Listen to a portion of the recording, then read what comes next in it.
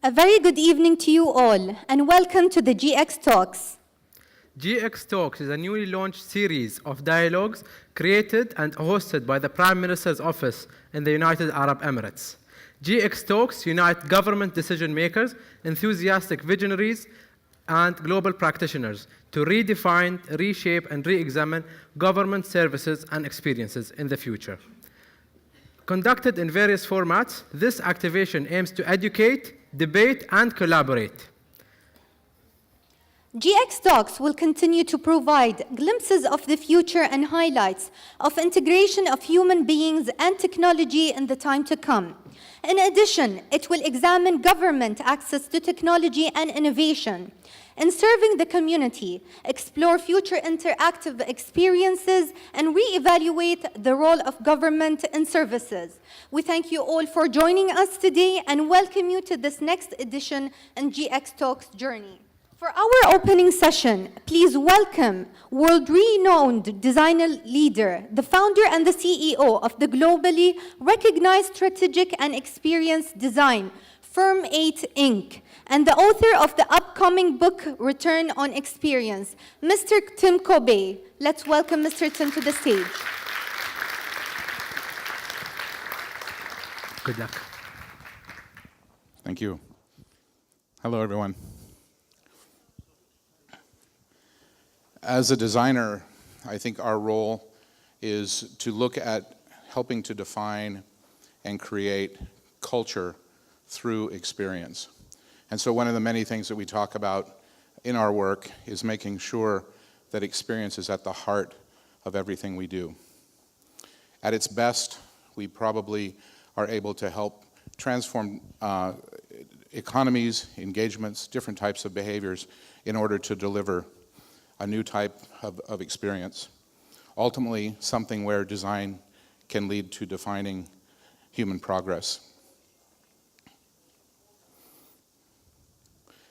We've been invited to this discussion to talk a little bit about the relationship between designing human experience and from the work that we do primarily in the commercial area, and to think about how this applies to governments and government services. We call this return on experience, the idea that there's great value ultimately by focusing on what the human outcome is, and from the human outcome delivering then the objectives of the business or the government.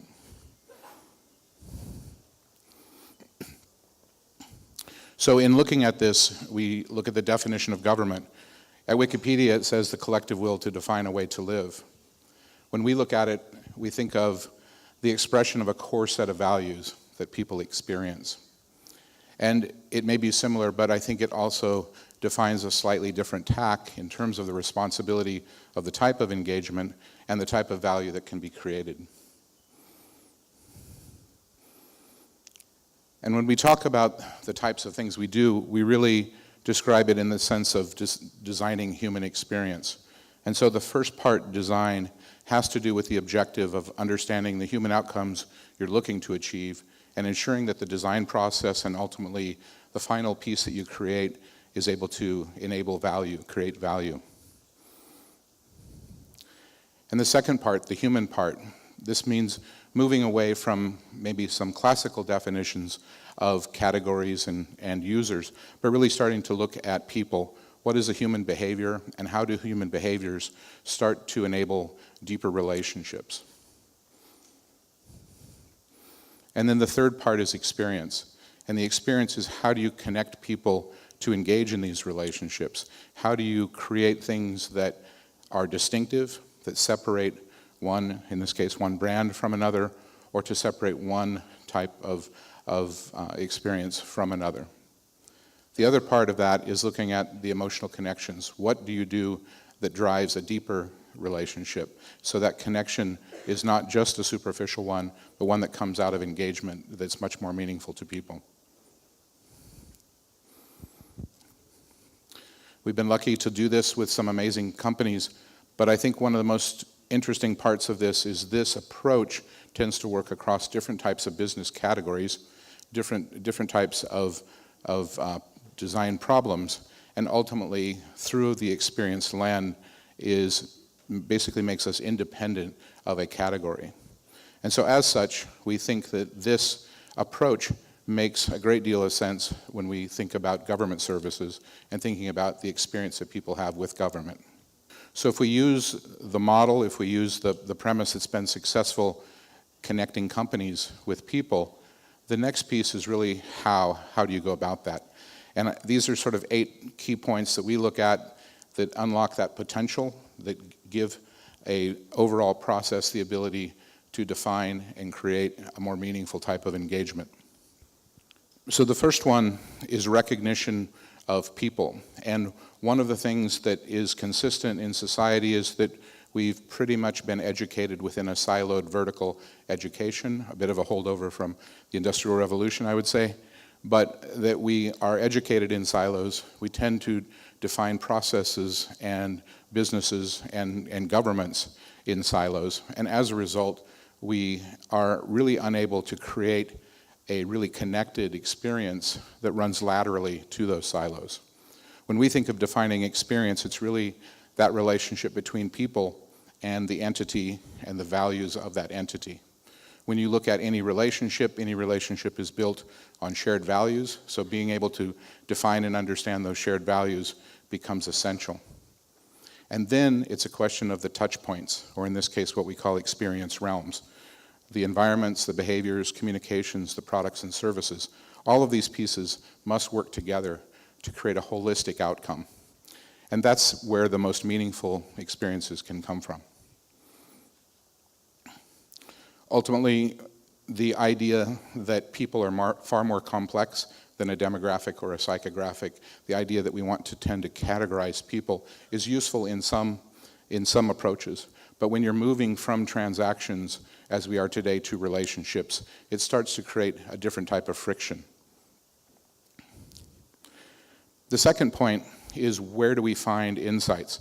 As technology changes rapidly, as people's experience that they have with that technology changes quickly, what's incredibly important is to find the insights that are really going to be helpful in defining and transforming the experience that people can have.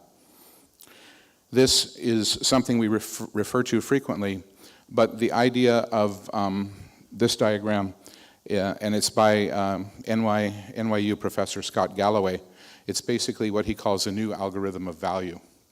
And what it says is the most successful companies, which are the upper right-hand corner, they are successful because a number of receptors or touch points that they possess, in this case, both physical or digital, and the intelligence and the information that they can derive from that. And so, in order to have a successful relationship, in order to move from a monologue to a dialogue, you need to have the ability to gain intelligence and understanding with every interaction. And again, whether physical or digital.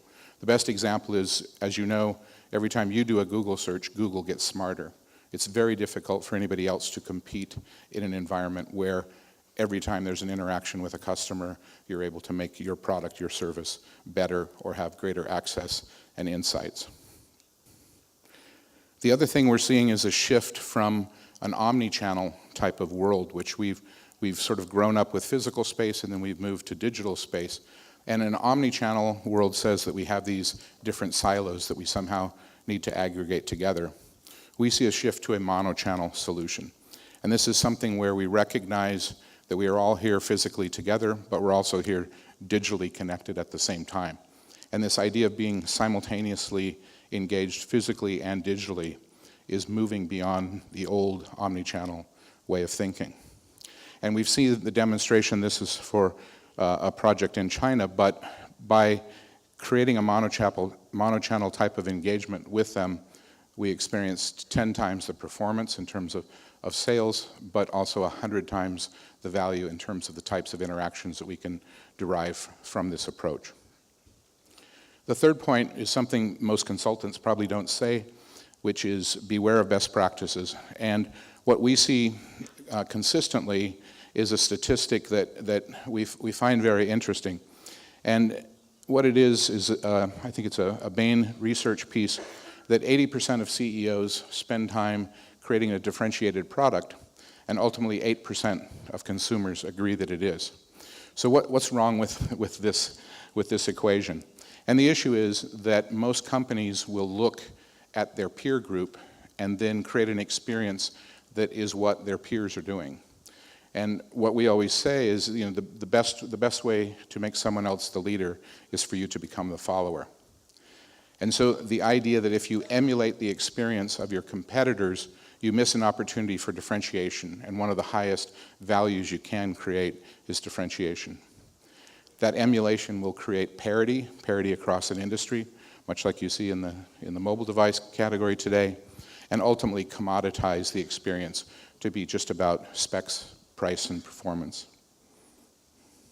The fourth piece is empathy. And this is not only something that's important in design, but ultimately it's fundamental to the qualities that make us look at any interaction in terms of being successful and meaningful. These are new sport courts in Bangkok, and they recognized that they couldn't afford to build large campuses and new sports facilities, but they found these odd-shaped spaces throughout the country, were able to come in and resurface them and activate a community that was otherwise full of young children who were looking for something to do and something to engage in. Ultimately, as I mentioned, if you focus on those human outcomes, the business outcomes tend to follow. So the column on the far right, 6 times more likely to engage, which means either sales or engagement in your program, 12 times more likely to create advocacy, and 5 times more likely to forgive a mistake when you invariably will make one. The fifth point is word of mouth. And this is something, for those of you familiar with American football and in the US, great controversy that came from someone deciding to be critical of a condition that they felt was very important to them. And it created a lot of noise in the market, in the sport, and ultimately cost Colin Kaepernick his job as a professional football player. And what came from that is something quite interesting. Nike, when they did their Just Do It campaign, their 30th anniversary, they decided to use Colin Kaepernick as the voice of talking about believing in something, even if it means sacrificing everything. And so this is a point where Nike obviously has a chance to express their values, align with the values that Colin Kaepernick was standing for. But from the business perspective side, creating $160+ million worth of marketing revenue, $43 million worth of visibility in the first 24 hours, and ultimately creating 31% lift on sales as a result of this. Again, the human outcomes leading to the business outcomes. The 6th point is risk, and I always talk about this risk idea relative to Apple. So we were hired by Steve when he came back to the company in 1997. We worked with him every week, and when we did the retail program the night before we opened the first store, he sat on the table and asked us what would happen if nobody came. And we hadn't really thought about that up until that point. But the idea was that he was concerned. He was concerned of exposing the company and exposing the experience to the public, and it hadn't been done before. And so Bloomberg, of course, leading up to the opening of the store, had noted, as did many other pundits, that because this had never been done before, chances were that it would be a big mistake or that it would be extremely risky endeavor. And ultimately, because it was risky, that it shouldn't be done, and those few $1 million they were spending on the program should be given back to the shareholders. 10 years later, Bloomberg wrote a much better article. We were doing about $36,000 per square foot out of the entire program at that point. But the real risk for Apple was not trying something new. The real risk was listening to the pundits and not engaging in the program at all. Obviously, the value creation has been extraordinary for the business, but the retail program itself has become effectively the primary touch point that people have with the brand. Ultimately, the byproduct of all of this is the passion and the loyalty, as well as the advocacy, has led to extraordinary value for Apple as a company. The 7th point is irrational loyalty. We always try to find the thing that's maybe less rational, but the things that people engage with in a meaningful way. We know that you buy products, that you engage with brands at an emotional level, and then you justify it rationally. So what are the kinds of things that you can do to engage in developing irrational loyalty? And ultimately, it means continually to move up this vertical. This is Niemeyer's states of being, but there are Maslow's hierarchy, there are a number of different ones. But ultimately, creating a stronger and deeper and more meaningful engagement always tends to drive more traction and more loyalty.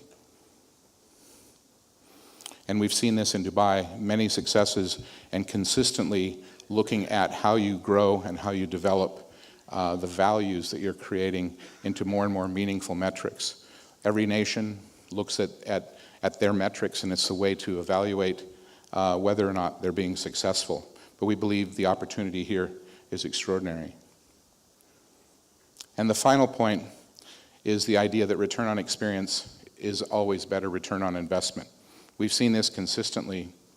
But in addition to design creating the value and thinking about how that affects business leaders, we also see that there's an opportunity for political leaders and governments to create a similar type of thing. And so Lee Kuan Yew, who is the founder of Singapore, is probably a good example of this type of opportunity.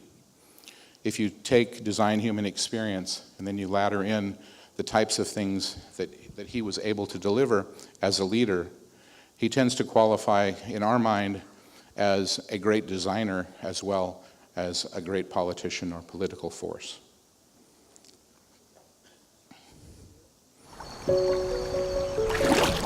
They said we have nothing. No land. People will look back on this moment when we signed this agreement with Singapore Foundation. It will be a moment of anguish. They said they couldn't survive. They said we have no labor, no skill, no infrastructure. Pretty, the world's best already. I said no way. Changed the basic transport across Asia. They said don't even try. Turn the city into a nighttime racetrack. Engineer and plaster that heals artery wounds. This was $1 billion down for damage. Lead the world in martialized. They said it was impossible.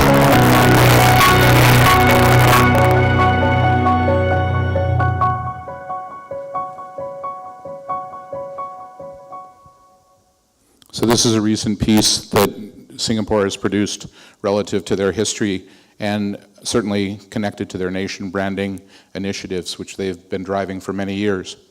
But ultimately, one idea is never innovation. Innovation comes from adoption, and people who engage in whatever that is that you've created are the measure of success of that innovation. And so for us, we are always looking to deliver the experience and ensure that the experience leads to adoption. How you design it becomes then ultimately essential to the success of that. If you look at Google's greatest innovation, its greatest customer-centric piece of work is actually a rectangle. That they were not the first search engine, but ultimately this rectangle, simplifying everything that you need to know down to a single box, is their greatest contribution. One thing that we see consistently, and I think it's a truth across any of these people, is that they ultimately become iconic in their field or recognized for their accomplishments. But what they all share is this belief in looking at what it does for people first. And so the notion that the human outcome leading the decisions that inform all of the rest of the processes is where they've been able to create successful organizations, but also deliver successful experience for people. So if we think of the opportunity for governments, really, where do you find value creation in that? Ultimately, we believe it's looking at a better human experience, understanding the people you're looking to connect with, and being able to deliver an experience that's extraordinary for them. Thank you.